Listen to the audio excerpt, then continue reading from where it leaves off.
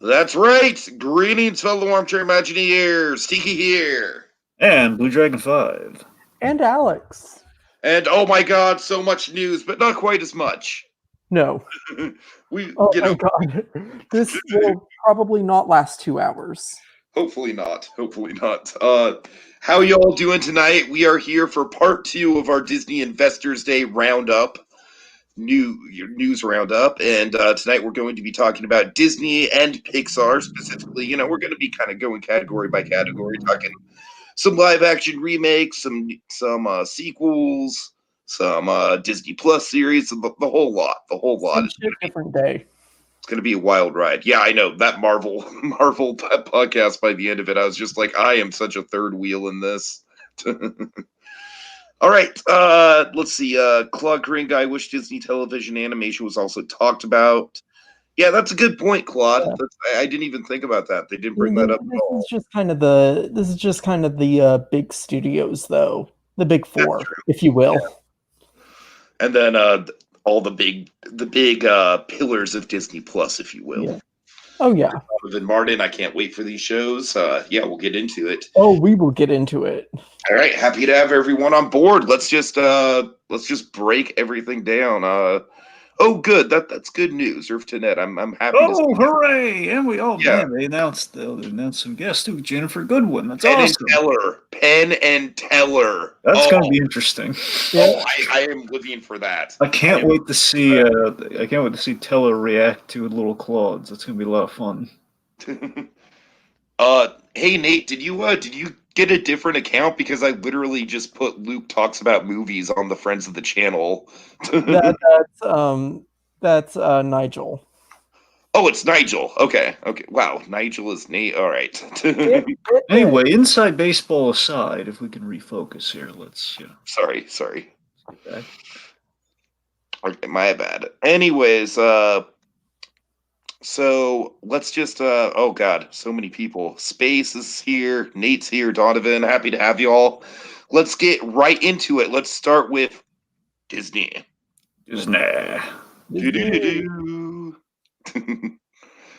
All right. So yeah, let's just break it all down. So Raya and the Last Dragon. This is getting a theatrical release along with a premium release on Disney Plus. Interesting strategy there. We'll see how it works out. This is slated to come out March 2021. Yeah. Here's the thing. I have been hyped for Raya and the Last Dragon since they announced it. And it's definitely not a Mulan situation where it's like, God, I could totally just pass on this. No problem. It definitely isn't. And like, I'd be willing to spend $30-40 bucks. Don't tempt them, Alex. Don't tempt them. Don't give many money ideas.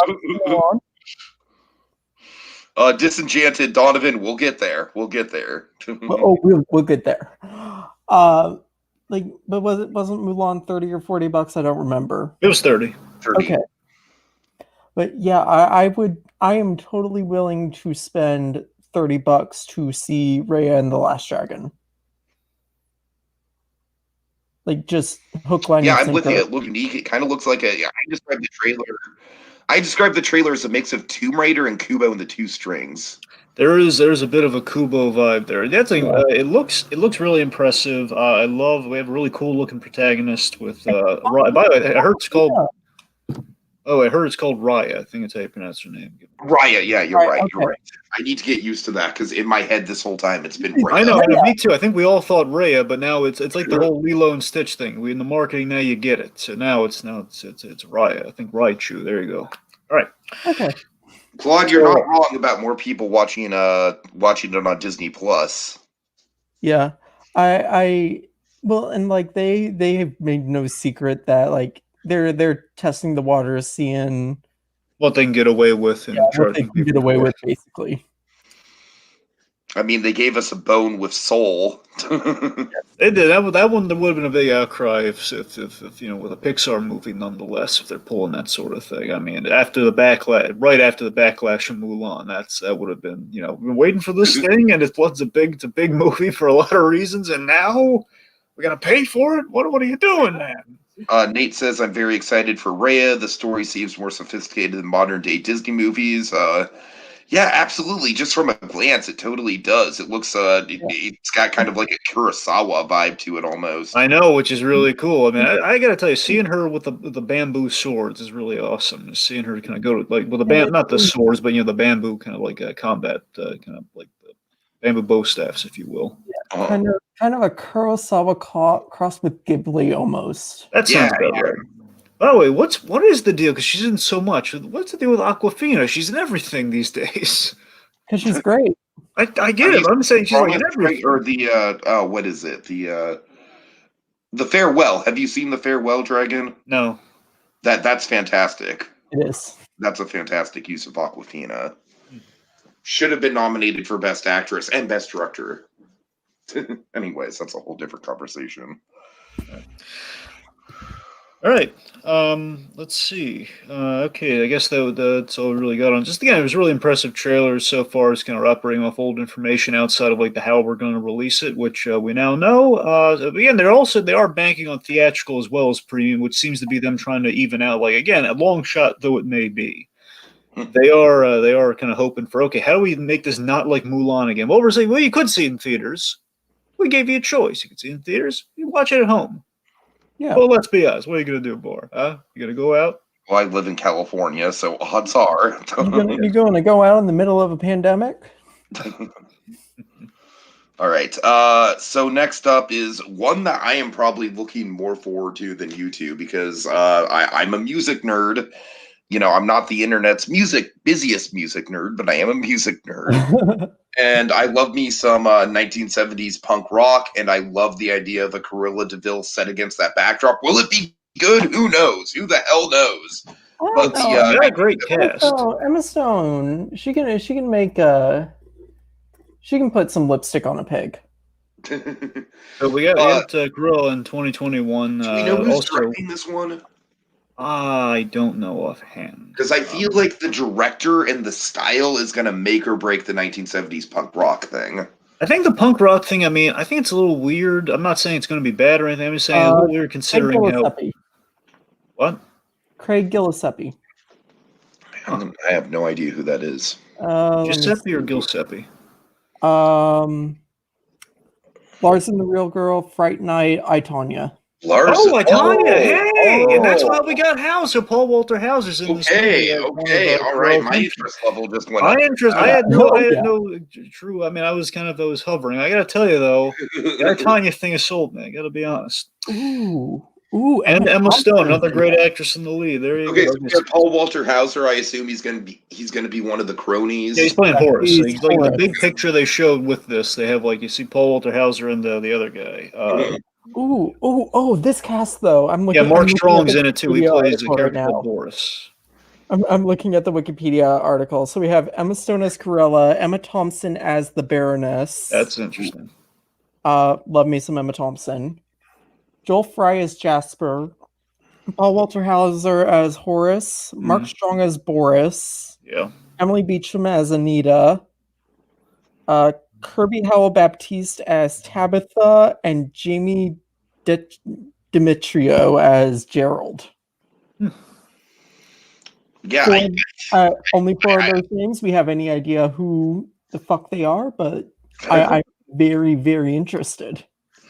Like I said, I think the director is going to make or break it, and who knows if Disney is going to let him off the leash. But I, Tonya is a very stylistic movie, so it's again Scorsese on skates. That movie, I love it. right. But yeah, that's the thing. So Cruella, the only thing I had reservations before this Tanya news, but my reservation for 70s punk rock London, which is when I think Dalmatians, it's usually in kind of the 60s, which is a little.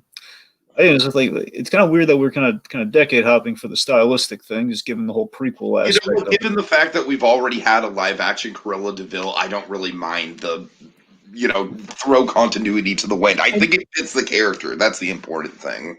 Sure. I thought once upon a I hope that they just don't try to do the same thing that Glenn Close's Cruella did. I don't think they will.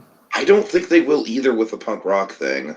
Yeah, that's what I'm thinking. Last time I saw Cruella in live action was their take on her in Once Upon a Time, which was interesting. It was different, but it was, they had like the whole writer thing where the ink kind of stained her and that kind of gave her whole kind of impetus. But it was that was weird.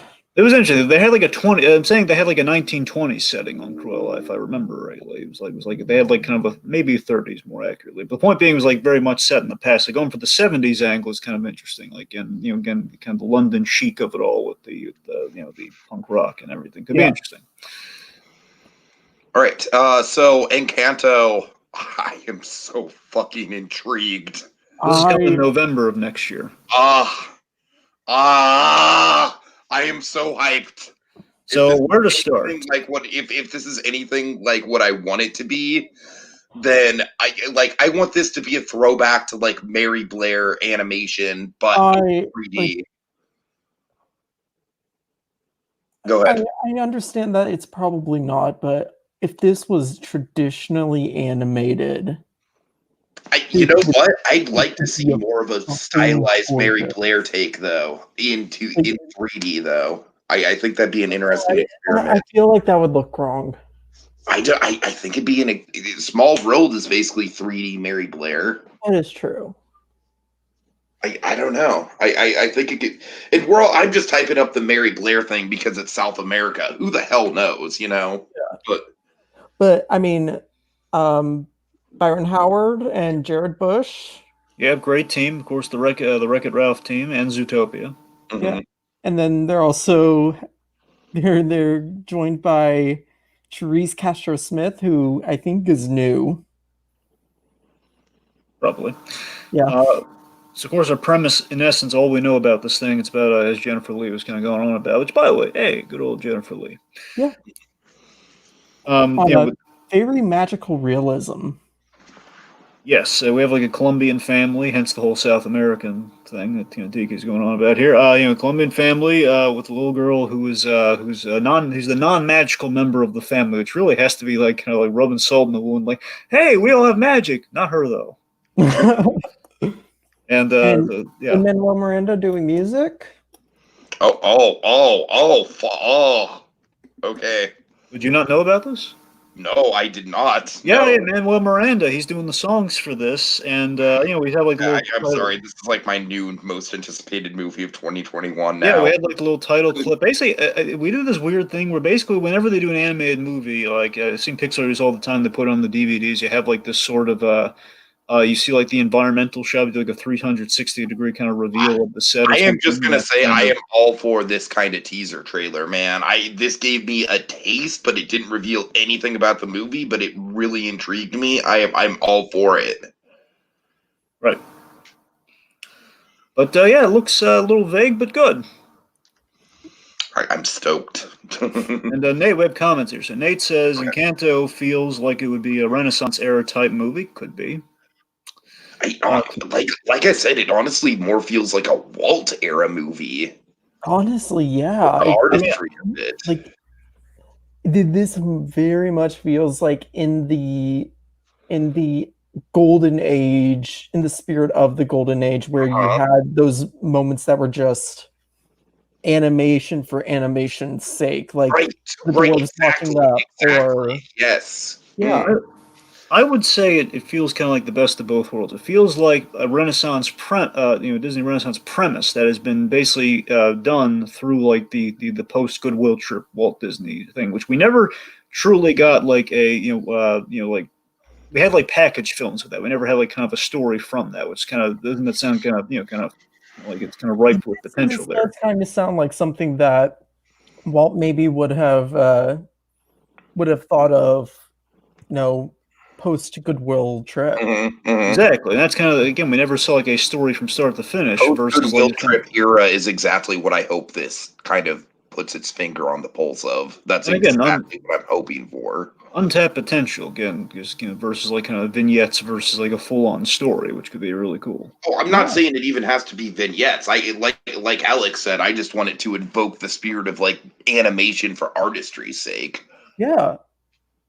Like I mean, by all means, bring on the 100% story. see That's this what I love so being- much about Coco, is that it had those types of moments. Yeah, like I can 100% see this just being an utterly like visually spectacular piece. Might be a bit of a Disney chasing the Coco magic. You know what? Bring it on. Because Coco Oh, yeah. is my favorite Pixar movie, bar none. I've already made that claim several times. But like I'm so on board with like how experimental Disney seems to be doing under Jennifer Lee at this point. You know, the really cool thing about this too, just the reveal of Encanto, is that again, this was like wasn't on the books. No one, like everyone knew Raya, Last Dragon was coming, but they had no idea about this. Just kind of sprung it on I everyone. think I believe that they like one of the theater trades did like a really random name drop of it. Yeah. Okay. So, okay, what's next? Let's talk some. We talked about Encanto. We're brimming with possibilities, and we're all excited. You know what? Let's bring the room down a little bit. Let's talk live action remakes and reboots. I'm intrigued. I'm intrigued by all of these. Donovan, this wasn't a mini D23. This was a max D23. Yes, it was. I mean, all we needed was park news, and I can understand why they don't want to do park news right now. Yeah. Well, even we only then, covered 4 out of like 6 categories. The mini Destination D stuff. Right. Not much, but we got some stuff. All right. Let's see. Okay, go ahead. What's with the live action? Okay, Little Mermaid. What casting news do we have, Dragon? Regale us. Okay, let's see. So, of course, for the folks who may have forgotten, within the pandemic times we find ourselves in, there was a Little Mermaid movie in the works, in live action. But we have, of course, we have Rob Marshall in the chair on this one. Rob Marshall, who had done Mary Poppins Returns, if I recall. You know me, I will defend the hell out of that movie. The point being, as a good director, it's basically it could be possibly the best hands you could get in that sort of case. We've announced, so let's see, Ariel. We already knew Ariel. Ariel's Halle Berry. Halle Berry, yeah. Wait, is it?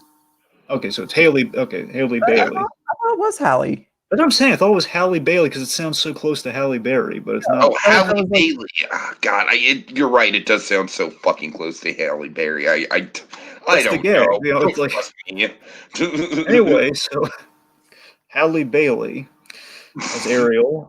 We have Melissa McCarthy as Ursula. I believe now we've now confirmed it. If it was kind of talked about, I think we've just at least remind everyone. That's so much better with that casting, man. Well, again, there's more to come. So we got. I mean, it has potential, but it's just the most vanilla. Like, I'm not upset about it. I think that they really should have chosen a drag queen to play Ursula. Like we're at that point where we can admit Ursula is a drag queen. Let her be a drag queen. Well, clearly she's modeled after a drag queen, being the idea. Yeah. Exactly. All right. Okay, so we have King Triton. You won't believe what they got for King Triton, Tiki. Oh God, who? Javier Bardem. No fucking way. Seriously, Javier Bardem. We have him as King Triton. Are we gonna have like a badass like Aquaman King Triton? I mean, I don't think he's gonna be saying my man, but yeah. Well, no, I don't want him to say my man, but yeah, I that could be really intriguing. Claudia's suggestion, he's throwing out Queen Latifah potentially as Ursula. Latifah, I could absolutely. I mean, it's not the drag queen thing, but I could see Queen Latifah in it though. No, she did play Queen Latifah in the weird Little Mermaid live, right? I don't know. That sounds right, but I don't know. It sounds similar. I think it hurts. Maybe. Anyway, so yeah, Donovan's liking Bardem. Of course, you know, Bardem is a great actor. He doesn't love Bardem. I'm saying Bardem rocks. Let's see. We have David Diggs. Yes. As Sebastian the crab. Oh God, that's perfect casting. It is. It really is. We got Mickey Fan's girl Aquafina. I can't wait for Daveed Diggs' inevitable rap breakdown during Under the Sea. It's going to happen, and I am here for it. Well, here, okay, so it's so funny you mention that because they also confirmed that in addition to using the old songs, they got, I believe they got Menken back in the saddle along with Lin-Manuel Miranda with a few new songs. So yeah, we're finally seeing the fruits of Lin-Manuel Miranda's labor working with Disney these past few years. It's starting to pay off, guys, and I'm stoked for it. Speaking of people who've been working with Disney a lot, Aquafina also in this. She's playing Scuttle. She's playing the seagull, but I believe they gender swapped the seagull because the female seagull can go underwater. I believe I heard that was their rationale. I heard that's why they swapped the space and we get them. I don't like that being rationale because that goes into like Jon Favreau, Lion King. Like we have to have it be uber realistic type. I mean, I heard that somewhere. I don't know if that's 100% true. I don't know. That's it sounds in theory is an interesting choice for Scuttle because I could see her playing Scatterbrained really well. She can play Scatterbrained so well. Honestly, like. I can just see her being the highlight. We got one more. We got Flounder. We got pretty solid Flounder, guys. We got Jacob Tremblay as Flounder. Oh, yeah, that's about as perfect a casting as I can think of for a young up and coming actor. All right, pretty solid. Again, ultimately, in the Little Mermaid, just in live action. Again, I think kind of part of the course of all the other live action remakes. I just don't think it's going to cut the mustard. But honestly, yeah, I think that they're doing enough here that it is an actually intriguing. I agree. I want to see this remake and I want it to be good. I will say that Lin-Manuel Miranda literally named his son after Sebastian. So there's people working on this that have a ton of passion for the source material. Well, let me tell you why. I mean, deep down, even if we're to be on board for this fully, which again, it does have things going. I'm not on board for it fully, for the record. I am. This is one of the few that I am 100% on board with. I'm cautiously optimistic. I'll say I was 100% on board with it the second they announced Halle Bailey as Ariel. Because I knew that they were going to be doing something at least a little bit different. It was not going to be a shot-for-shot remake. God. All right. Anyway, my point is that even if we're on board, ultimately it always boils down to this for me with the idea of doing Little Mermaid live action. It's that nothing on God's green earth is gonna compare. Even if they do it really good, nothing's gonna compare to Part of Your World the way Glenn Keane animated it. Way that scene. No, because that the way Glenn Keane animated Part of Your World is like when people don't think animation is art,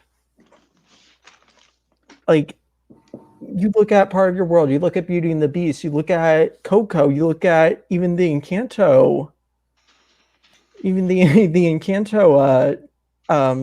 teaser, like you really can't say animation is art when you have stuff like that just out of Disney. So yeah, I'm curious to see how that gets adapted to live action. Well, yeah, you see what I mean, though? It's just going to be really hard to top that because, again, that's what made that movie. While I don't really always go back to Little Mermaid, the one sequence I will always give it that I will always respect the crap out of that movie for is that Part of Your World sequence. That built the renaissance on that song. And there are a lot of other moments in that movie, but I'm saying that was the moment where you fell in love. That was the I Want song. That's huge. Yeah. No, yeah.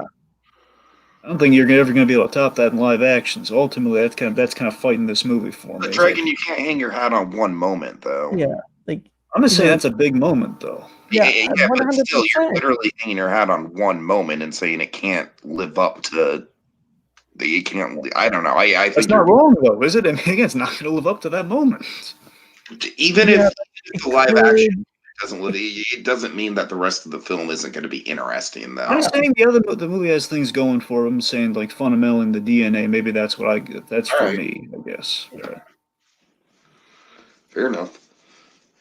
Anyways, what's next on the docket? Can I just point out some comments here, because I feel like we're kind of ignoring the comments at this point, and I feel bad. Stop gabbing about and read the comments. All right. Claude confirms Queen Latifah did play Ursula, and he also says, "Imagine Davy Diggs rapping during "Kiss the Girl." Like, it's not off the table, Claude. It's not off the table. They're just that's not the song to do a rap. Well, I mean, I could imagine it like kind of how they rap in something like "Helpless." And even then, like because the girl is such a sweet, genuine moment. Like, and I don't want to say breaking it up with a rap would ruin it, but like it would put it into the wrong kind of mood, if that makes sense. Right, fair enough. All right. Anyways, I'm just saying, if anyone can do it, it's Lin-Manuel. Possibly. I guess that's about it. And guys, don't worry, we're going to get to the Disney Plus series soon. Donovan in particular is chomping at the bit. I agree. It would absolutely fit in Under the Sea. I'm sure it's going to be in Under the Sea, and I'm sure it's going to slap. So. Oh yeah. All right. Okay, let's see. Chippendale Rescue Rangers.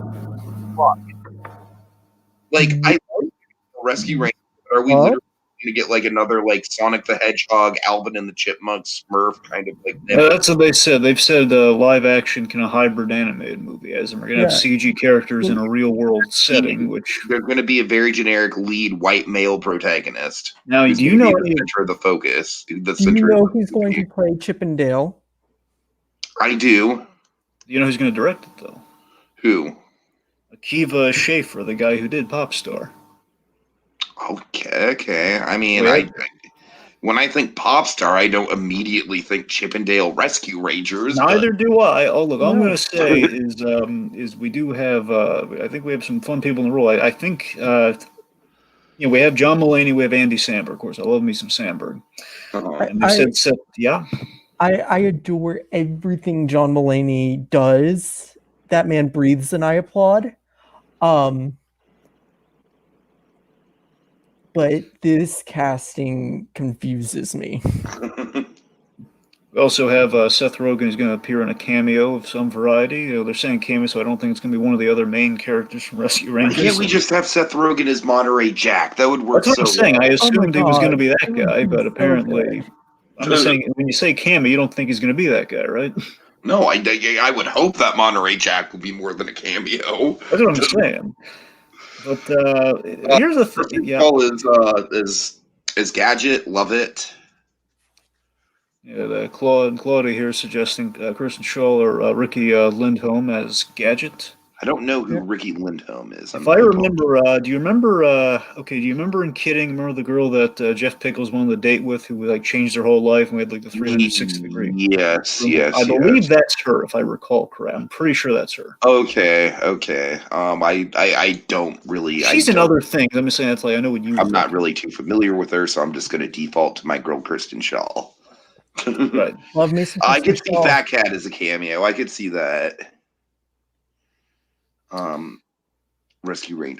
I'm not going to say terrible, but they are confusing. Yeah, let me. I mean, I think Samberg is at least on point. Yeah. And I will say this: depending on how they're written, it could work. Okay, let me ask you something, Tiki. You've been keeping up on DuckTales, right?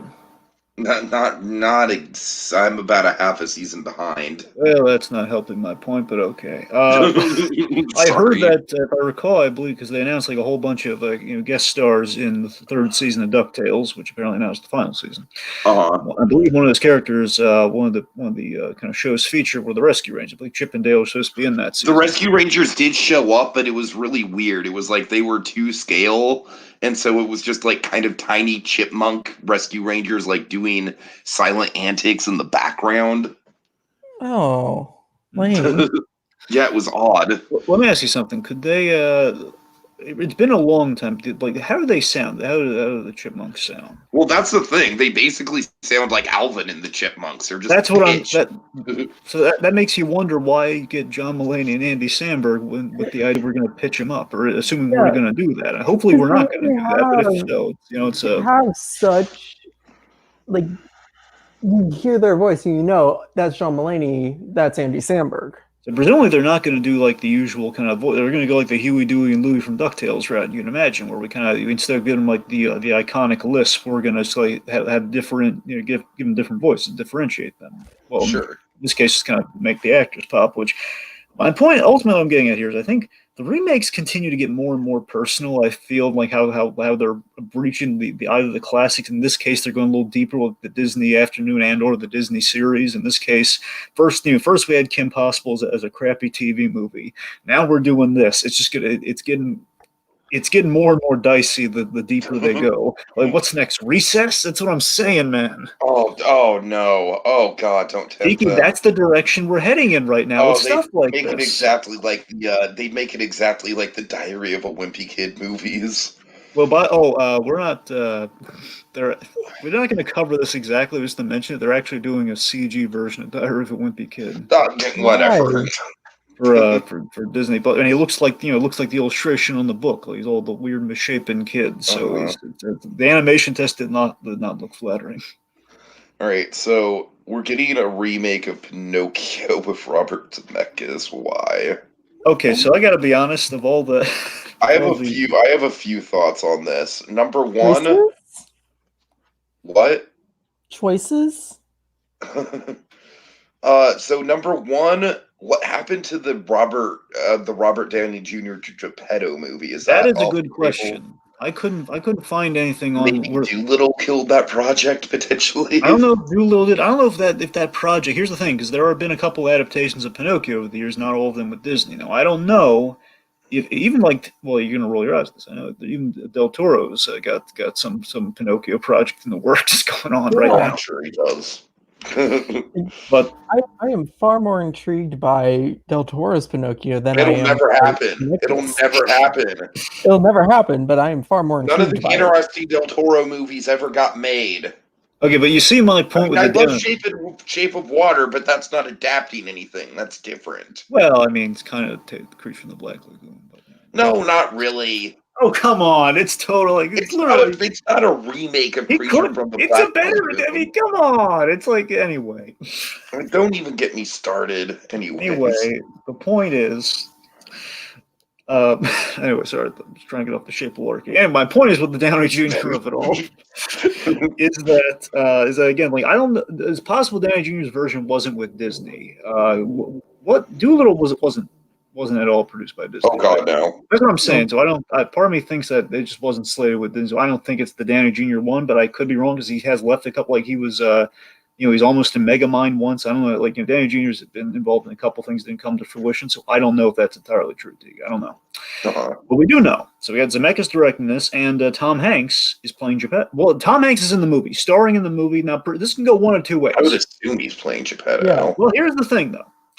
I think Smart Money says... don't you dare suggest the Polar Express. Don't you do it, Dragon.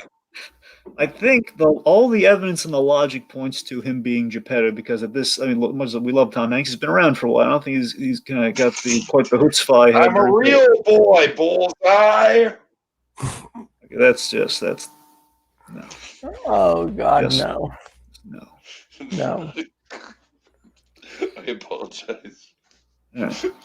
Anyway, my point is I think all intents and purposes, Tom Hanks, he's got to be Geppetto, right? Because I don't see Tom Hanks having quite the chutzpah he did, when he was doing Polar Express, where he had the motion capture I'd seen play like half the characters in the movie. I mean, especially playing the very youthful Pinocchio. I don't know if he's quite gonna quite do that. So I mean, Geppetto just seems like Smart Money. It seems like the good choice to make there, and that's the thing. I hope Zemeckis. Honestly, that could be good too. I mean, him as Jimmy Cricket again, America's conscience. I could buy that because I'm sure we're in the day and age now where people are. If we casted Tom Hanks as Geppetto, like, why didn't we cast an Italian guy as Geppetto? Oh no. That's what Oh I'm saying. The day and age we live in, if we reveal he's playing Geppetto, but that's saying Jiminy Cricket, I didn't consider that Mickey Fan. It's actually a really good call. He might be very likely could be Geppetto. Claude also points out Jack McBrayer. I'm sorry, Jack McBrayer could be Jiminy Cricket. That's a great pull too. So Yeah. I'm for Tom Hanks in a role like a Jiminy Cricket or a Geppetto. Honestly, You know, what'd be interesting is if he played like Honest John. Give him Oh no, role, man. Oh no, we can't. It's like the devil on the shoulder, man. We can't have that. That's what I'm saying. He kind of played like a Southern charmer villain in The Lady Killers. Give him a villain role. Yeah, well, he is overdue. He's like very rarely ever done that. So let's see. So this is coming directly to. I'm gonna cast Dave Bautista as Tromboldi. That'd be fun. A lot of fun. So I think the question is how exactly we're going to make the movie, and are we going to do it a lot of mocap, or are we going to just kind of Zemeckis kind of getting out of that, just have like a CG character in Pinocchio, and then that's the thing. How animated do we get one CG character? That's that. I think it's the question. God, if they do the Lion King route and they make Pinocchio just this emotional CG thing. The Lion King didn't have any emotions in it, man.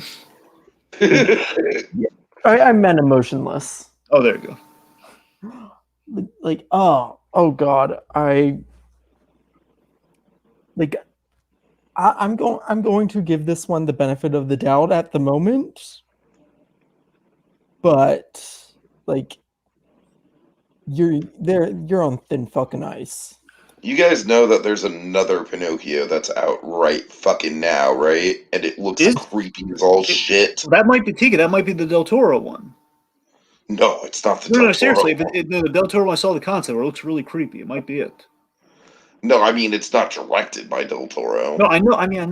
He might have been just involved in it. I don't know if he did it per se. Like, is Ron Perlman in it? No. It looks like it's Italian made. I don't think Del Toro was involved. All right. Well, I mean, look into it after we wrap up here, T. I think you're gonna be really interested by what it looks like. Oh God, it's so creepy. Okay, you guys remember the 2002 Pinocchio? The one in live action with Martin Landau? Yes. Vaguely, yes, I do. With Roberto Benigni? Mm-hmm. So Roberto Benigni plays fucking Geppetto in this new Italian one.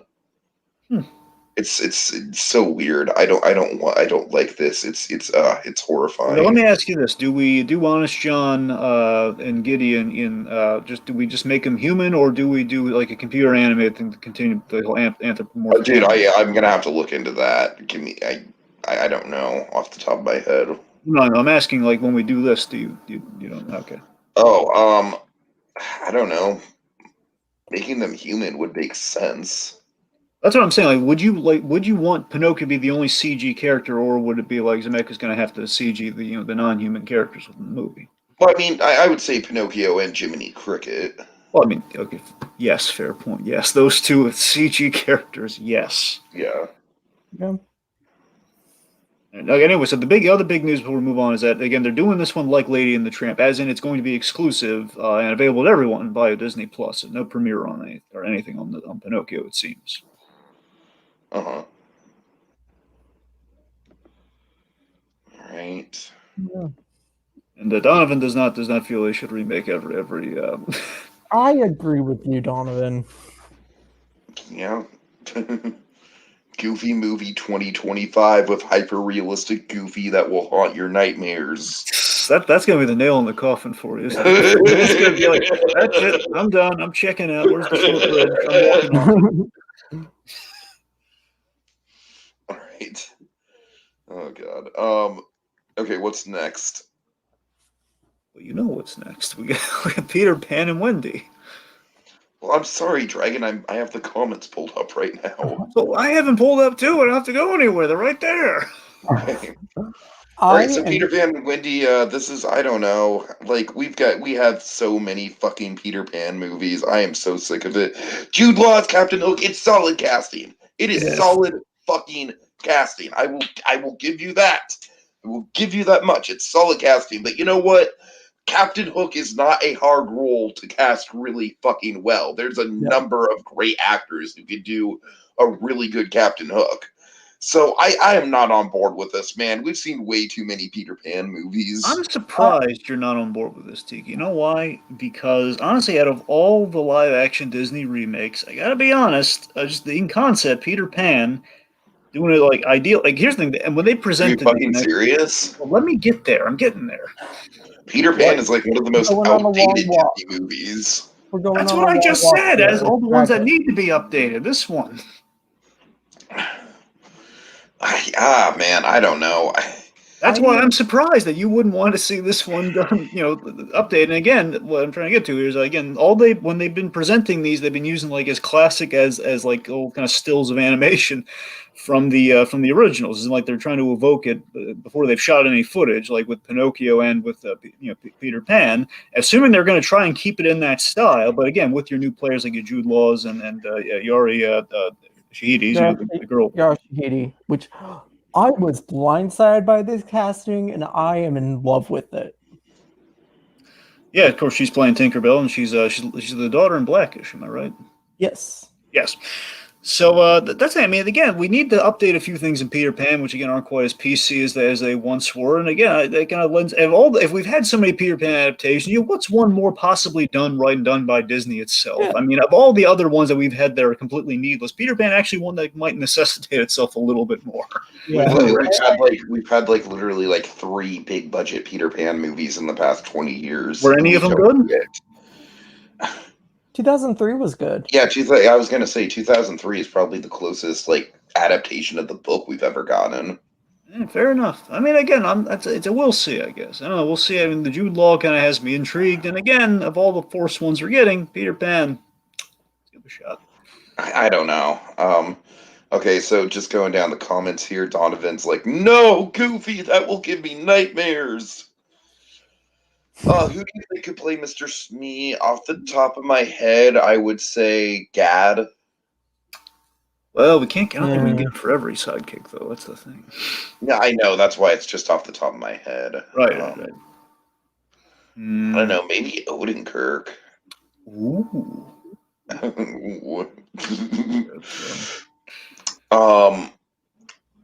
Okay, let's see. There's no need for another Peter Pan movie. We are tired.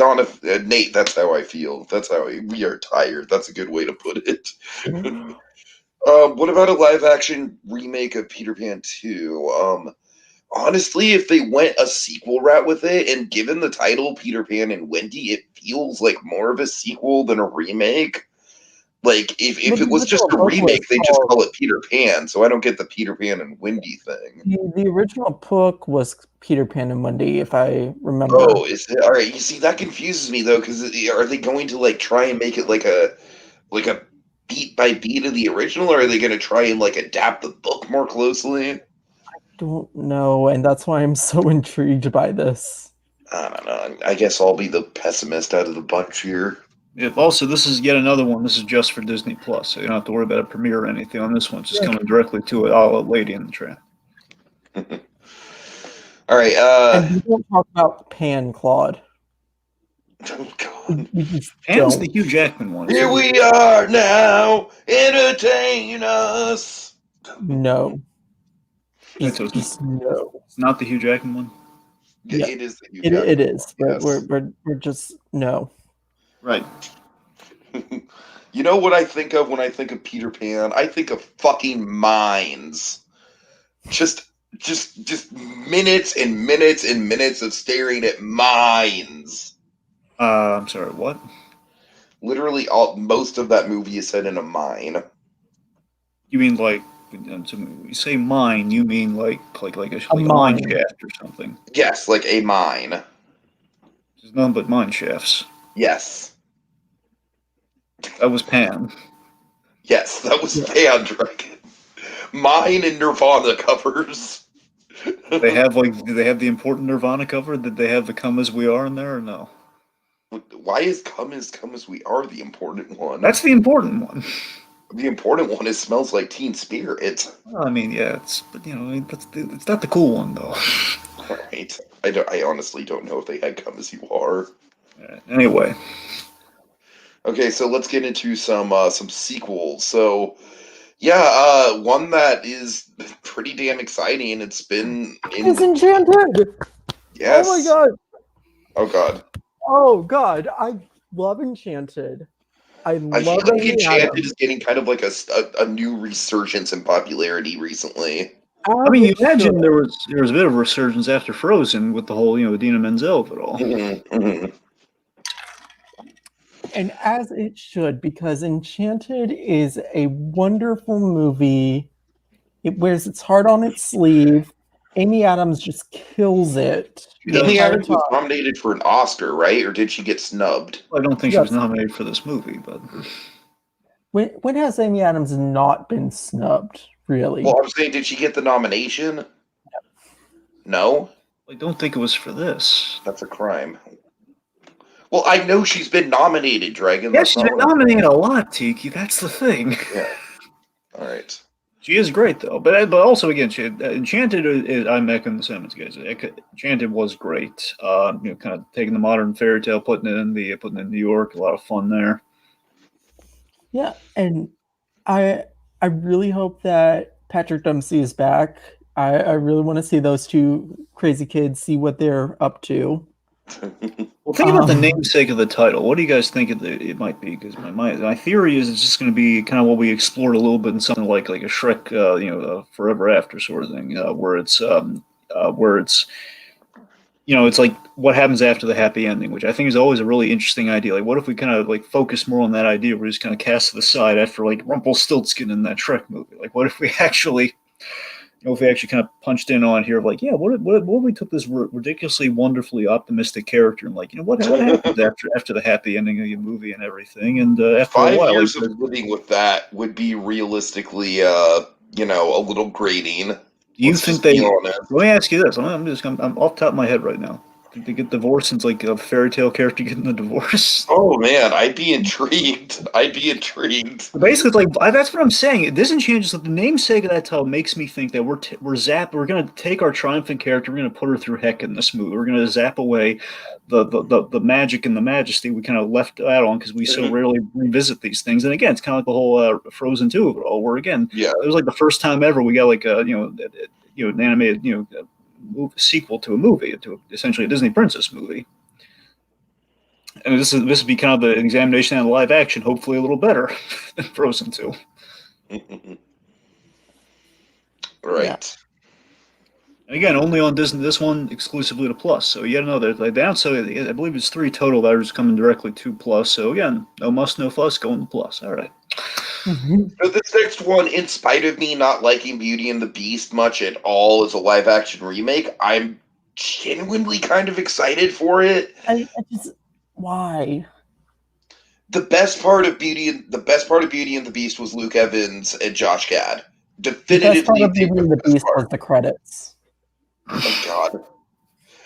I just think the adventures of Gaston and LeFou is a fun thing to explore, and it is well cast. I honestly I'm honestly more excited for this than I was for the actual remake itself. I think this is I like the characters, I like the dynamic, I love Gaston just as a concept. So, okay, 2 things. One, I actually heard a little bit more about the premise on this. So I believe that this isn't 100% confirmed, but I've heard that they're going to call this the town or something. It's going to be it's going to be about. What is this, a Ben Affleck crime thriller? I know that's what I don't. That's why I can't really say definitively they're going to call it the town, but it sounds like they're going to call it the town. It's going to be about kind of the town that Belle lives in, which includes predominantly, I imagine, Gaston and LeFou. That's how they're going to go about that. You're right, though. I mean, LeFou was kind of the highlight of that movie. I got to be honest. There wasn't a lot going on there, but I mean, he was quite delightful. Also, Claudia says, imagine Kristen Bell in Disenchanted, which, yes, 100% yes. I can see that. Yeah. Also, I neglected to put this on the list, so I'll just bring it up real quickly here. Donovan brings up Hocus Pocus 2, which is also confirmed. Yeah. I never grew up on Hocus Pocus, which makes me the one 90s kid to have not grown up with Hocus Pocus. It doesn't hold up as well as I remembered. I'm mean, not real. I mean, I couldn't get through the rewatch because the opening just so not great. It's like, oh man, it's like painful. I love it. I know it gets better. I'm just saying it's a rough rewatch. I know it has its good moments. It really does. It's just a campy bit of fun. I mean, there's camp and there's being really dated. Camp. All right. It gets to camp. I'm saying getting to anyway. Point being, Hocus Pocus 2, a lot of people have been waiting for it. Many people still celebrate the whole Hocus Pocus 1, so I'm sure a lot of people are excited about that as well. And this Beauty and the Beast prequel, I mean, it's more to be said. I mean, it's happening. So. Okay, next up, Night at the Museum, the animated. Is it a movie or a series? I believe a movie. It sounds like a movie from what they've said. Okay. Sean Levy's producing it. All I can say is that this better be as far away from the continuity of the live action movies as possible. I think that's half the reason they're animating it, because they're going to be faced, obviously, with the big hanging chad of Teddy Roosevelt. I am not comfortable with doing Teddy Roosevelt without Robin Williams so soon. Honestly, especially because that was one of his last roles. And what a heck of a role. That was like the swan song of his career. When you go back to the first Night at the Museum movie, his performance of Teddy Roosevelt, not that he's not great in all three of them. I mean, again, the last scene he has is also quite memorable and quite emotional. I'm saying that the whole this scene's like I'm made of wax, Lawrence. What are you made of? It's like that's a big moment. That's what I'm saying. He's just so regal and wonderful and just charming. It's like all the charm of Teddy Roosevelt you'd ever dream the man would have represented in a quasi wax form. It's awesome. Yeah. So I will say though, the book has some really striking and vivid illustrations in it. And if they could do it like in the style of the illustrations, I would be oh yeah, that'd be really cool. Yeah. I don't want Ben Stiller to voice a character, Claude, just because, like I said, I wanted to. I mean, I don't know if he could. Well, he's out of it by the end of that series anyway. We can't bring him back. I don't think he's suggesting voicing the same character. I think he's suggesting voicing like a new character. Right. But I don't know. I just wanted as removed from the Ben Stiller movies as possible. I gotta be honest. In part, for Night at the Museum, it just feels like animating it kind of raises the question, like, why bother? Because Night at the Museum, the whole gimmick is that it's our recognizable world with a little extra, like the dinosaur skeleton comes to life and how realistic and amazing that looked. And again, all these again, we're trying, especially the first movie, what we did there is we made just kind of like you walk into the Museum of Natural History and it literally came to life. Which I mean, we're just kind of replicating that on the smaller screen. Essentially, it feels like. We animate. I'm not saying it doesn't have potential, but it doesn't have as much potential. It doesn't quite have the same spark. You know what I mean? Just kind of that's my kind of initial reaction to it, I guess. Yeah. All right. Yeah, we'll see what happens with it. All right. Okay. Moving on to announced Disney Plus series.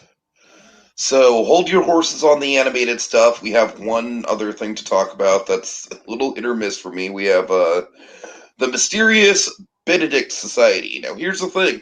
Love Tony Hale. He looks like a lot of fun in this one. Yeah. But I am really sick of YA novels that are basically school for gifted youngsters. But you're neglecting to mention one thing. What? Who else is in this, Tiki? I don't know. Who else? Yes, you know. It's your girl. She's in this. Tell me, Dragon. Kristen Shaw. Yeah, fine, Kristen. I didn't even... Dragon, I'm so... It's such a played out premise that I'm just like, I love Kristen Shaw, sure, but like, I'm not going to bend over backwards to be super interested in it if it's just, I don't know. I do have one other casting thing that we didn't see in this, but they've announced for this. I think you're going to really, may or may not change your tune. We also have Chick Hogan in this. We got Ryan Hurst. He's going to be in this too. I mean, Drake, again, that's like Kristen Shaw. It's like, yeah, he's solid, but I don't, it's not going to make me like go out of my way. I don't know, man. Maybe I'm super reserved about this after Artemis Fowl.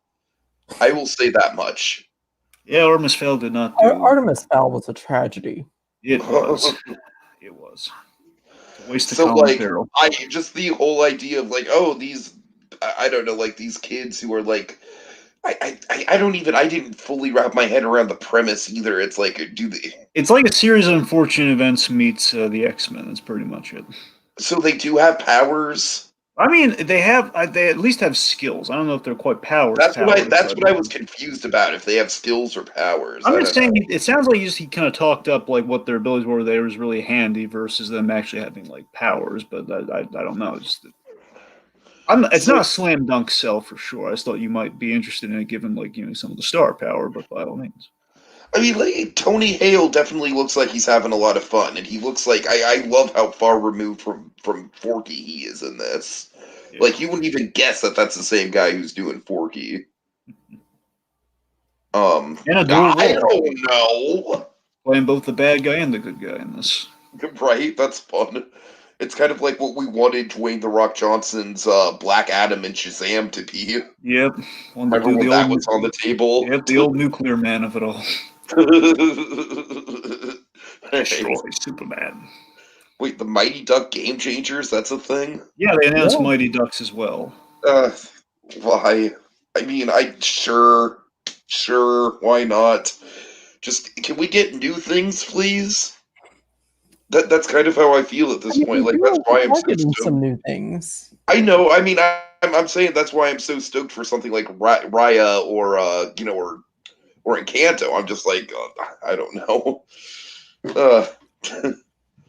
Anyways, onto the really interesting stuff. So we'll start with Baymax. Like, I guess I'm not as stoked about this just because we've been getting a lot of Baymax stuff with the Big Hero 6 animated show.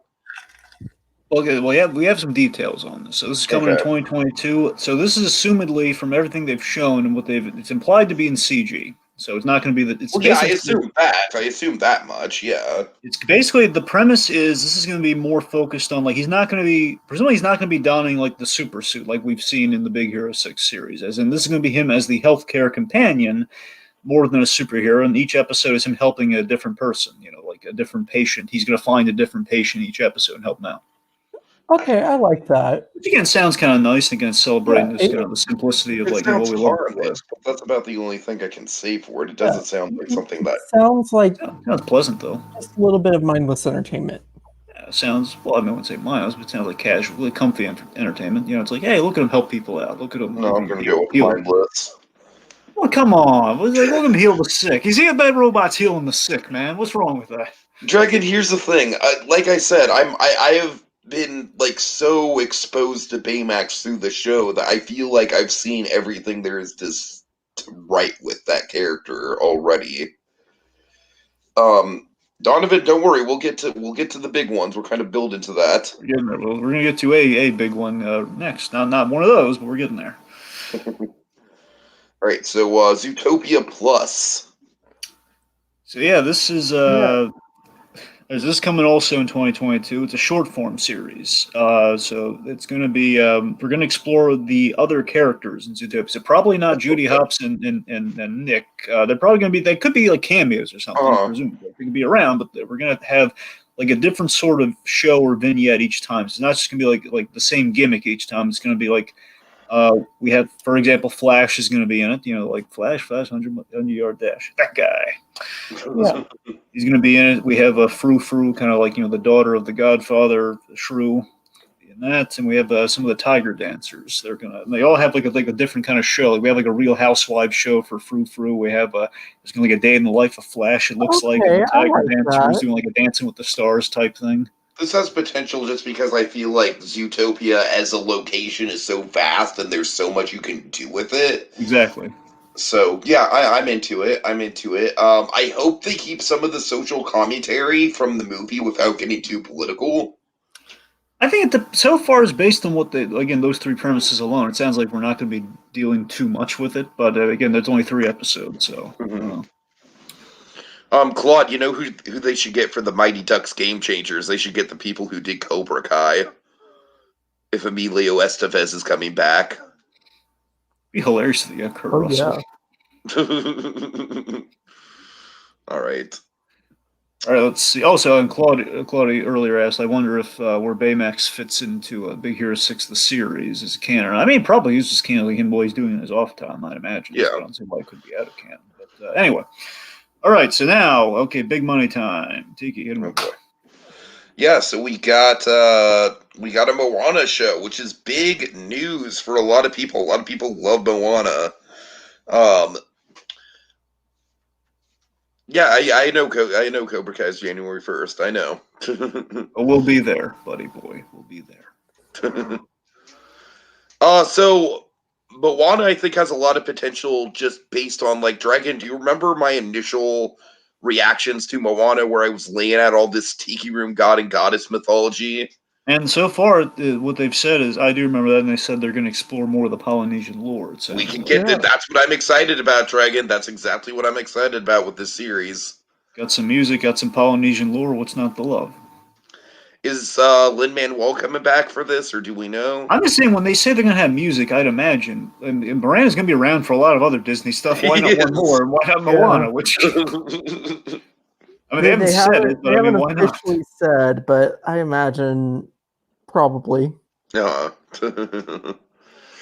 right. I'm super intrigued by this for sure. That's coming 2023 with a roommate, which is the next thing we're going to talk about. Which is I want to see Tangaroa in CG. I just want to see a giant characterized tree. With a the tiger voice. Right. That would be really cool. It'd be hilarious if Groot just stopped by for a cameo. I just think he's calling himself Tangaroa. Basically, had he couldn't say it, but he had like a sign on it that says I am Tangaroo, but he can't say it, so it's just like so people knows. All right, so let's see. Next up, Tiana. Is this going to be fucking 2D animated? Well, I mean, just given what they've shown, no footage. Yeah, go on. They haven't said, but like, it better fucking be. I'm gonna be shocked if it isn't. I'm gonna be shocked if it's in CG. Just given they keep showing like the 2D footage of Princess and the Frog, and I mean, it just sounds like why would we? So does this mean we're officially getting more 2D like Disney content? If we don't, I'm gonna be shocked. I mean, we have been getting it a little bit here and there with other things, and even like this isn't going to be like a Big Hero 6 or Tangled the animated series where it's like a completely downgraded style. Oh, hey, that's a little. Tangled had a great style. Yeah, that's what I'm saying. Tangled actually had. It wasn't a theatrical style though, and you know it wasn't, but it had a great style. I mean, let's be honest. No, but I'm saying that's the sell with these Disney Plus shows is that they 100. Like they're being done by Disney Animation. Right. So with that in mind, I'm excited for the potential of this just based on, like actual 2D Disney animation and not just TV 2D animation, which never really died, let's be honest here. Oh yeah. Like there's a difference. I think Tiana is just kind of the perfect character to have her own show, even possibly more than Moana. I'm more sold on the Tiana show because don't get me wrong, I mean, the Polynesian lore does sound really interesting, and again, I'm just not too familiar with it. But Tiana, the premise on this one is that she's going to be balancing kind of two lives there, where she's now technically a princess, so she's going to be acclimating, which we never see. By the way, we never see the aftermath.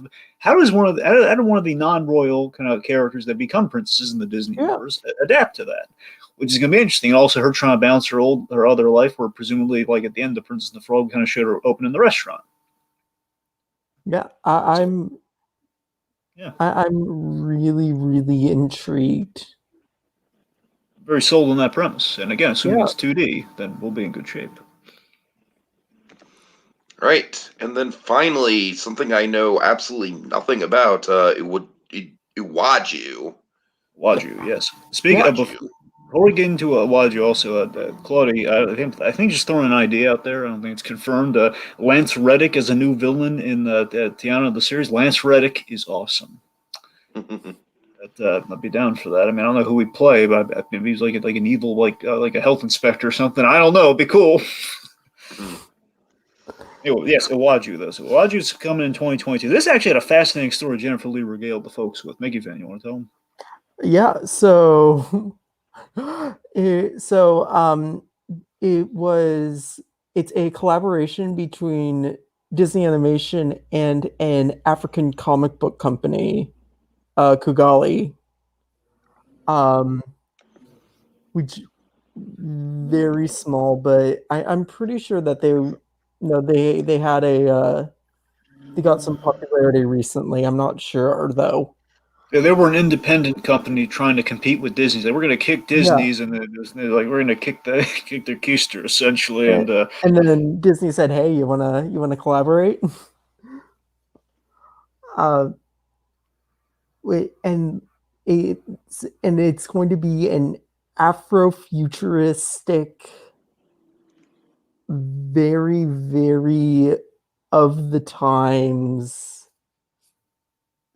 It's just, I'm very excited for this. Sounds intriguing for sure. It's gonna be kind of societal, a lot of sci-fi in there. It looks Yeah. really. I mean, just the image, like they put like this one image up, it looks kind of interesting. But it's just in premise. I just love like that little engine that could story behind this thing, man. It sounds awesome.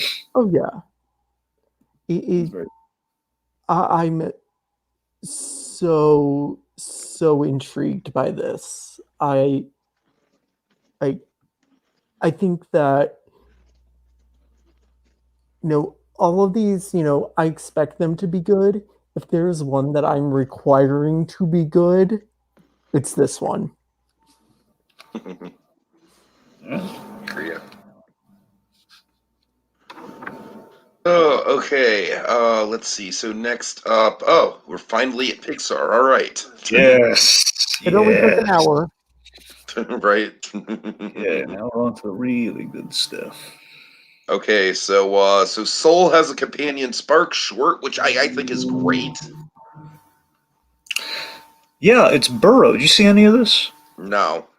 I mean, they didn't really show like a full-on clip, but like when they announced it, they show like a little snippet. So this is gonna be in 2D. It's gonna be an anime. It's kind of like anime. Honestly, Dragon, if you don't mind saving some of the details, because I'm kind of since it's so close, I kind of just want to watch it fresh. All right, fine. The point is, Burrow. It looks interesting. Again, part of the Spark Short program of getting kind of the animators kind of having their offshoot, which we've kind of seen at least 6 or 7 of those already, and they're keeping the wagon train going. So I'm like, yeah, let's get more of that.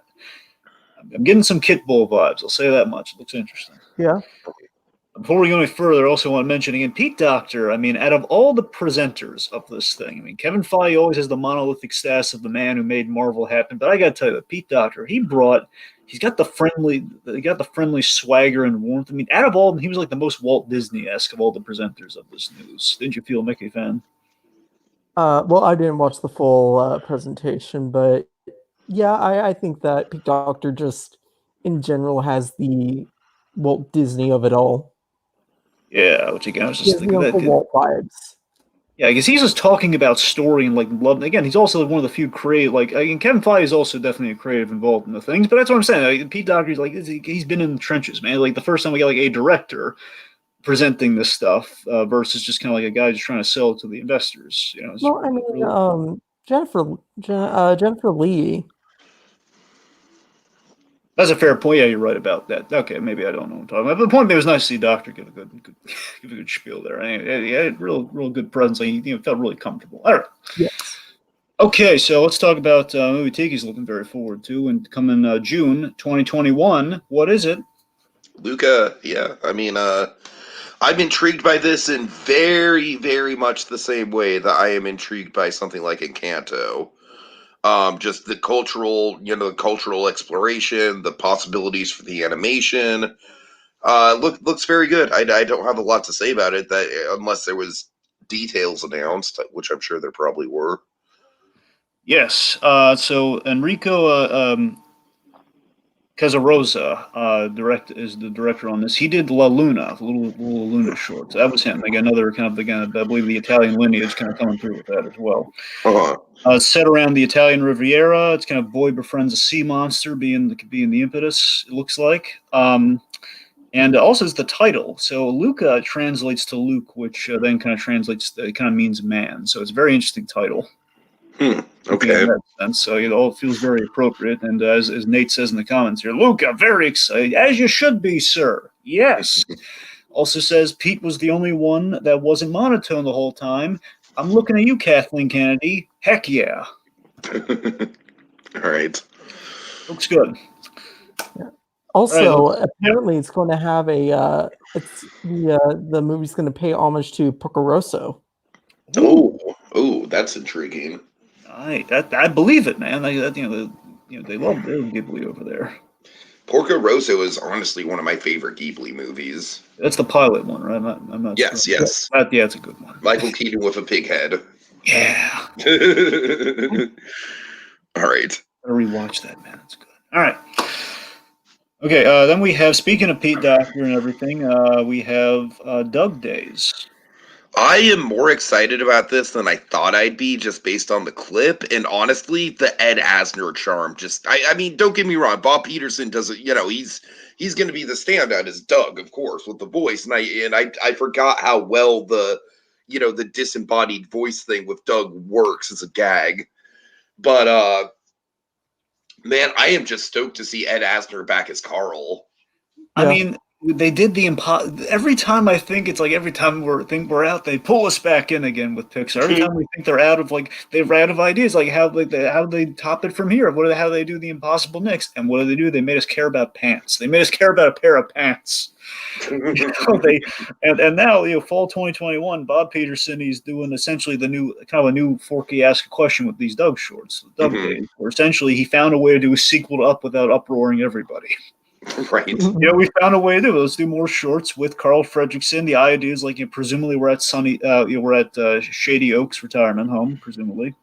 He's hanging out with his buddy Doug, and we have some puppies, some fireworks. We got some it looks really charming, looks great. And again, Teak, absolutely the Asner factor. I mean, we're going to see him come back and play Carl again in a small capacity, but a loving capacity. It's great. Yeah. I got a good feeling about it, man. Yes. All right, Pixar popcorn. I don't have much to say about this, but it's intriguing. I got the breakdown on this, guys. I know the shorts. I can give you the titles of the shorts, get your reactions. All right. So these are gonna be bite-sized shorts. I mean, shorter than shorts, and only a whole 5-minute job, I imagine. Kind of a quicker kind of version of that. So we have 2 Toy Story shorts. We have 2 Fitness and Beyond. I guess we're starting on that one. We have Fluffy Stuff with Ducky and Bunny. And we have The Incredibles. So we have 2 Incredibles shorts. We have Chore Day, and we have Cookie Num Num. Cookie Num Num. Num Num Cookie. Then we have Cars. We have Dancing with the Cars. Oh. Yeah. That's... It does raise an interesting question. How can cars dance? Right. Yeah, and I guess the Luigi attraction in California Adventure. Fair point. All right, then we have Coco. Coco has a good title. It's a Day in the Life of the Dead. Yeah. We have kind of from Finding Nemo. We have Dory Finding, and lastly we have one for Soul. Soul is Soul of the City. It'd be really interesting. Just give them just we're already very hyped for Soul, obviously, but it sounds like we're going to spend time in the environment that we're setting up, which could be really cool. But yeah, these little Pixar popcorn shorts, they seem like they're going to be good. They've always done little snippets on the DVDs and stuff like that. This is going to be kind of cool. So you can do that. I love how diverse is all the different kind of properties in play. That's kind of cool. All right. My only thing is I hope they release them all at once, because it'd be kind of ridiculous to wait week for week for a 1 to 2 minute short. I predict Doug's going to be kind of we're going to do Doug like Forky, and this is and I'm fine with that. Yeah, I'm pretty sure you're on the money. I think it's going to be an all at once job. I mean, otherwise, even worst case scenario, it's going to be paired with a Doug, so you're not just going to feel gypped like you could just get this week and the other stuff. But popcorn is January, and Doug is until fall. Oh, yeah, good point. Well, no, I don't believe. Are you sure that's going to be January? I am looking at the Investor Day program fact sheet right now, and it says Pixar popcorn is January 21. Well, there you go then. All right, so hopefully they're going to be all at once then. Okay. All right, so then we have the next Pixar movie after Luca. We have Turning Red in March of 2022. Yeah, this is super intriguing and ballsy. Love the director on this, man. Domi Shi impressed us all with Bao. Of course. Bao was, oh my God, Bao was so incredible, man. Just how emotionally involved you got with this little Bao bun. Crazy. So she really proved her merit with that short. So we teased up she was being given a movie, and now we know what it is. So our premise, and I love how Doctor presented this too, by the way. He's kind of laid out essentially what sounds like an Inside Out sequel almost. Pretty much. 13-year-old girl coming of age, but when she gets, I love how casually he dropped this. Oh, one more thing. When she gets overexcited, as 13-year-olds tend to do, she turns into a giant red panda. All of the Hulk. Little Katie Kaboom-esque for the Animaniacs fans out there. Yep. This sounds delightful. I think this could be Domeshi's Inside Out for sure. I think this could be. Oh yeah, I appreciate the ballsiness of this. And I appreciate that they gave Domishi a movie so quick. Yeah. Recognized talent. Yeah. And as Nate says right there, Domishi is so talented. I know she's going to do amazing things with this movie. Yes. Sure. All right. So now I would say this is probably... It's the biggie. Out of everything in all the categories, this might be the biggest piece of news, Lightyear. Yep.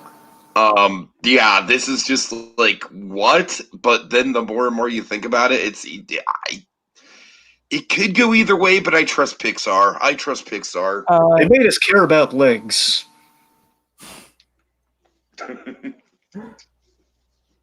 I'm intrigued. This is coming summer of 22. So given that giving Buzz Lightyear a summer blockbuster origin film, that's essentially what we're doing here. We have great director on this. We have Angus MacLane. Now, Angus MacLane, he's been doing the Toy Story shorts. He did Toy Story of Terror, and he did Small Fry. I double checked this. He's done one of them very Buzz Lightyear related with the Small Fry, but also MacLane is absolutely Toy Story of Terror. I think is definitively the best of the Toy Story shorts. Well, sure. I mean, yeah, if you have to pick one, sure. But Small Fry is also that's the second, honestly. Small Fry is really good too. Mm-hmm. So here's the thing.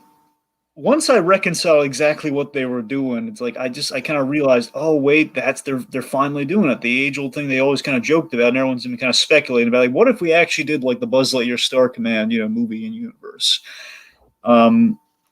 And it's the idea that Buzz Lightyear is, for the kids out there, Buzz Lightyear is based on a property, which essentially is Buzz Lightyear Star Command, which essentially the idea, I believe, is that this movie begats that. This is like the movie that starts it all. This is like the origin, like the superhero origin movie for Buzz Lightyear, that it gives us a series, that gives us a toy line. Mm. Unfortunately, a lot of people are not quite picking up on the genius kind of subtlety of that, where they're kind of saying, "You replaced Tim Allen with Chris." I got to admit, this is not an easy thing for people who are not in our sphere to comprehend. I think. Yeah, but it's a very meta concept. It is. It is. I mean, Greg and I'm not saying I'm not excited for it. I'm just saying, like, to the average person, I could see how they'd be confused. I would have to explain this to my mom very slowly. Yeah, exactly. See, that's the thing. I was so happy when I saw this, but then I was a little concerned, like, oh, people aren't going to get this. No, exactly, and that's kind of, and the problem lies not in the premise, because I admire the fact that they're doing something with Toy Story that's so bold and so so meta. I think honestly, I think like the overall tone of this entire presentation, everything announced, bold. Mm-hmm. I agree. Yeah. Like, Disney, I genuinely think that Disney under Bob Chapek is not afraid to get experimental, which is exciting. Yeah, I didn't expect that. I didn't either. I really didn't. I'm going to say this: if it's going to be the most ridiculous thing ever, if we don't get Buzz Lightyear Star Command on Disney Plus after this. Yeah. I'm gonna write so many letters. It ain't gonna be funny. It's like, are you kidding me? Really? You're gonna have when 2022 rolls around. If Buzz Lightyear Star Command isn't on Disney Plus, I'm gonna incite some Disney Plus riots on that one. Like, come on.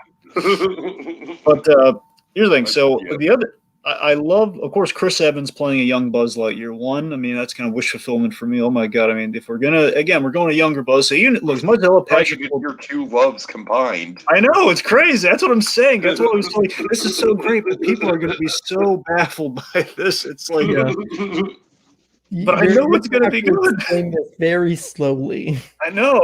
So also, there's a great. This is where I'm gonna. There's a great meta quality to the casting too. No one's going to get, but I'm going to tell you guys. All right. So think about this. So when they made the toys for Toy Story, until before Toy Story 3, until Toy Story 3 rolls around, for years and years, whenever they did the Buzz Lightyear toy, they would use a voice actor, not Tim Allen, to do the voice of the toy. Mm-hmm. So what we've done here is we've kind of it's the deepest cut you could ever make. So we've gotten. So we couldn't get the actual Buzz, which in this case is Chris Evans. So we've gotten Tim Allen in universe to voice Buzz Lightyear in the universe of Toy Story. You follow me? So it's like echoing real life within the universe of the movie. So Tim Allen was the not actual Buzz Lightyear. It's crazy. It's awesome. I don't think it's that deep, Dragon. What? I don't think it's that deep. I'm saying people can't follow the whole Chris Evans thing. I don't think they're going to be able to get that. I guess that's why I think it's a deep cut for them. It's a little Pat Fraley of it all. I don't think they were coining Pat Fraley Buzz Lightyear all the time, but fair enough. But I mean, look, as much as I love Patrick Warburton, he is great as Buzz Lightyear Star Command. Again, we're going young Buzz Lightyear. The one story we never broached in the Buzz Lightyear Star Command cartoon, so I love that. It seems like they're covering their bases with that, where we're not going to encroach on that real estate, so they don't have to worry about kind of following all that. But again, this is like how he became a space ranger in the first place. So again, it sounds like we're going to be safe. We're going to cover our bases. Sounds like they know what they're doing here, as of course they do, because we look how great they've been in so many things. I'm looking very forward to this. It's going to be awesome. Yeah, I'm definitely intrigued by this one. I'm definitely as I said before, the theme of this entire presentation, all 4 hours of it, was bold and this is a Disney that is not afraid to take risks. Most assuredly. Let's see. Okay, go and read some comments here. I think we just kind of had a preconceived notion of Chapek just literally because his name's Bob.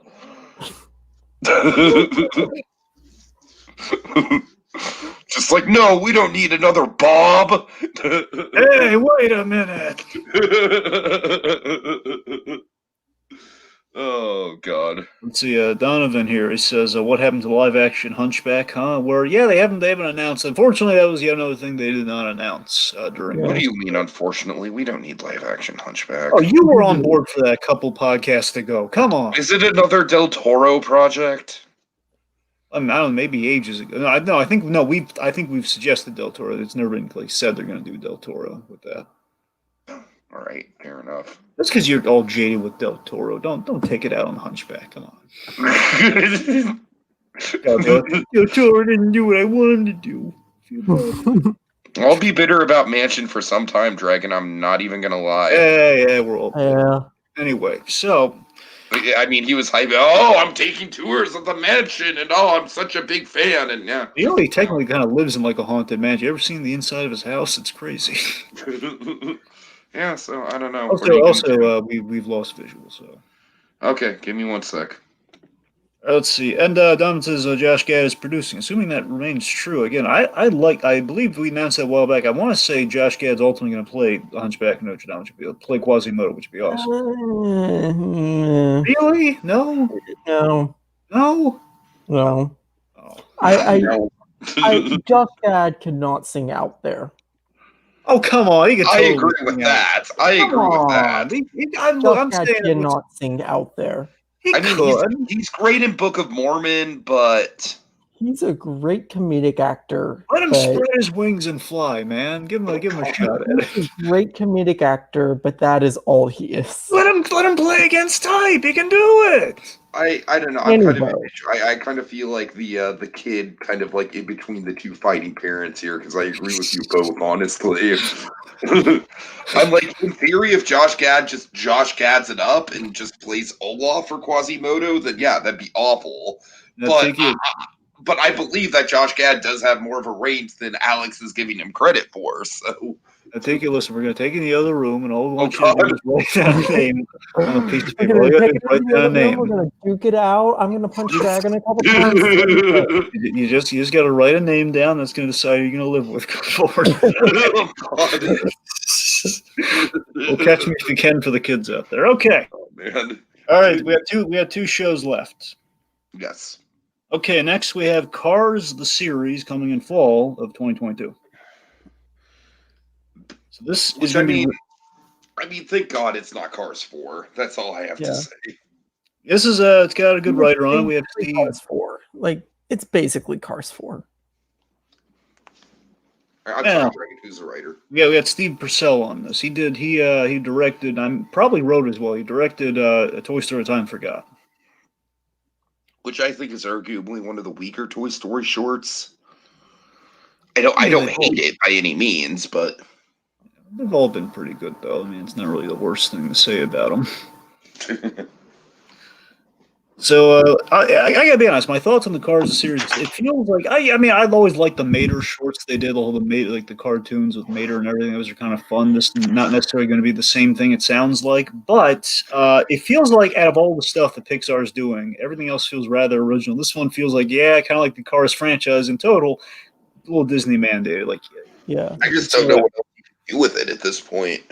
Well, I mean, again, we'll explore the characters, I guess. Here's the thing. Cars has never been interesting because you cannot do anything visually interesting with Cars. Well, I disagree based on the first movie. I think the first movie there's a reason why Radiator Springs was one of the trailblazers of crafting an environment based on a film into a theme park land. I mean, the first movie's design is amazing. I will give you that. Both of the sequels, though, I mean, Cars 3 had its moments where it's like, oh, that's a pretty location. But yeah, both of the sequels, not nearly as strong. Yeah. But no, I will always hold my head to the first movie's design is still, I think, incredible. I think it holds up. But, I just want a small town Radiator Springs series. I don't care about the racing bullshit. That's kind of how I feel. I think it's possible that's what we're gonna get with just like small town Radiator Springs with Lightning McQueen now having hung it up as the new Doc Hudson. I think it's probably what we're looking at. Uh-huh. It is Lightning McQueen and Mater on a cross-country road trip. Wait, really? Where are you reading that? It's on the thing? I'm reading it on the it's on the program. Yeah. Why don't they announce these programs more? I would have looked into this. I mean, I got it through a work email, so... I mean, here's my thing with that. God damn, we've already had... That honestly kind of makes me a little upset, because we've had so much Lightning and Mater, and so they're, once again, going to be the only two, characters who are going to get any sort of spotlight. When meanwhile, I think one of the big strong points of the original Cars was the fact that it was an ensemble movie and it had a lot of super likable characters as the townspeople. Yeah. And once again, they're just going to be pushed to the sidelines because we don't care. We literally don't care about any of those townspeople. Let me throw one thing at you, though. I don't think you're considering here. Think about it. They're on a road trip, and we could explore other Route 66-esque towns along the way. I understand that, but I'm attached to those characters. I understand that we can explore other locations and stuff, but I don't know. Those characters just got so sidelined in both of the sequels that it just feels like it's par for the course with this franchise at this point. All right, well, I'd be more excited about it if it was just straight up a Radiator Springs show. Yeah, I agree. All right, so I guess that brings us to... I would love just a slice of life Radiator Springs show. Yeah. I'm all that's for what that. you're talking about, right?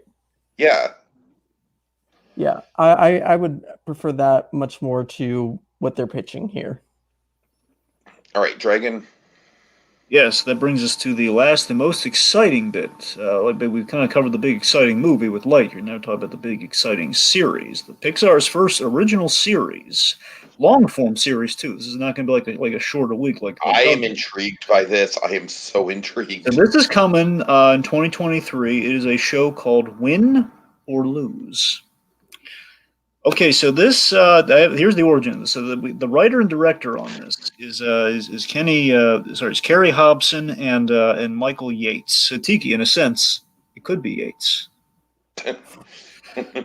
So anyway, so these were two Toy Story 4 story artists who basically kind of had like an opposites track, kind of like they were kind of perfect opposites in the story meeting, where they both thought that went well, no, it didn't go well at all, that sort of thing. So they got the impetus for the idea of what if we explored like people having different mindsets or different takes on an event with our show here. So basically, the premise is we have a co-ed middle school softball team, and it's the week leading up to the big game. And we're going to have 20-minute episode each week of a different character's perspective in the lead up to said week, to said game. So every episode is a different character's perspective. I'm all for this. Sounds really interesting, eh? Do we know how many episodes it's going to be? I mean, my guess is 10, but I can't confirm that. You get the program, you tell me, mister. It doesn't say. Yeah, I don't think so. Probably 10. Yeah. I'm intrigued. I really think like this is what I would want out of a Pixar series, to be honest. Mm-hmm. It's very slice of life, but also you could do a lot of interesting things narratively with it. Yeah. Mm-hmm. I really am a fan of shows with shifting perspectives. That's one of the reasons I got so into Lost, for God's sakes, way back in the day. Absolutely what they're promising with this thing. Right. So, yeah, I'm into it. It's a lot better than Lost. Okay, the first couple of seasons of Lost were still amazing. I will maintain that. Well, then again, so aren't all shows, though? Aren't the first couple of seasons always amazing for all shows? And you know what? I think Lost, season 5 of Lost, which was the second to last season, I think is one of the best seasons that they did. So, I mean, season 6 is a mess. I'll give you that. But Terry O'Quinn as fake John Locke was really cool. So, even season 6. Then we have smoke monsters and all sorts of stuff. Well, that's what I'm saying. Terry O'Quinn played the smoke monster, and it was really cool to see. But anyways. And they're all on an island. So literally Gilligan's Island rules, and we couldn't just stick to that, right? All right, so, yeah, final thoughts for me. Hold on, I'll drop the Pixar thing. So Nate says win or lose is going to be amazing. Fingers crossed, buddy. Fingers crossed. Yeah. Sounds like it's going to be amazing. All evidence points to that. Yeah, I just think that just in general, I'm just really blown away by everything that we have. It just feels like we're going in a really bold direction here. Yeah. I keep saying that the word of the day is bold. I mean, even the live action remakes, for fuck's sakes, like even they're more interesting than what we've been getting. Yeah. Just in terms of casting, like right, and directing and everything. Yeah, like would you have ever expected Ariel to be played by a black woman? I mean, that's old news at this point, but honestly, it's not the most shocking thing in the world given the Caribbean roots of that movie. Yeah, for me personally, but no, I hear you though. It's cool. Like that on its own tells me, like, yeah, this is what we're doing. This is how we feel. This is how we're going to tell these stories for the modern day. Yeah, it's exciting. It doesn't feel like politically woke either, which I think is a big differentiation to make. Yeah, because, much as I am a raging leftist, I performative wokeness stuff, I'm not here for it. He fans the leftist uses lefty scissors when he doesn't have to. Oh, God. Doesn't even have to, but he likes it anyway. God. I just think he's terrible at using construction paper. You should see him, but anyways. All right. Any final thoughts from either of you two? I mean, look, again, out of all, I mean, specifically on the topic we are tonight, I mean, I think Pixar is knocked out of the ballpark on all fronts. There's nothing against Jennifer Lee; she did a great job and kind of set the stage for the anime stuff. Particularly, I think Disney's animated series seem to really be popping. Of course, I mean, Encanto, like in the back pocket, never hurts either. Disney animation seems like they're on the right track, which is always good. Live action, a little more dicey, but has more potential than I expected. Kind of looking at it in total there. And of course, there's some stuff we didn't talk about. It's kind of old news, like, hey, it's still happening. Like Jungle Cruise, remember that? We have that in our back pocket, but again, it's happening. What more is there to talk about? Feels like forever since Jungle Cruise was supposed to come out, man. I'm surprised they didn't just announce like, hey, that's coming to Disney Plus because I know. Again, like, they have to pay The Rock, so They But it's again I think Pete Doctor and I the ballpark and both presentation, but as well as like kind of the big shock and all of like Lightyear and Win or Lose and turn it's tremendous, man. I'm looking very forward to what we have going on with Pixar as well as some of our Disney series. It could be really good. All right, so big thanks to Donovan, Nate, Claude. I believe Space popped in for like a second, but little cameo. Yeah, a little cameo. Cameo. Very brief cameo. You guys are awesome. Stay tuned tomorrow night. We are going to be doing an Emperor's New Groove. We don't quite know what we're doing for it quite yet, but it's going to be some sort of retrospective for the 20th. Celebrating 20 years. Yeah, for the 20th anniversary. Absolutely. Absolutely. So, all right. So thanks for joining us, folks. Have a good night. It's been real. Yeah. Mrs. Nisbet! I am Mrs. Nisbet!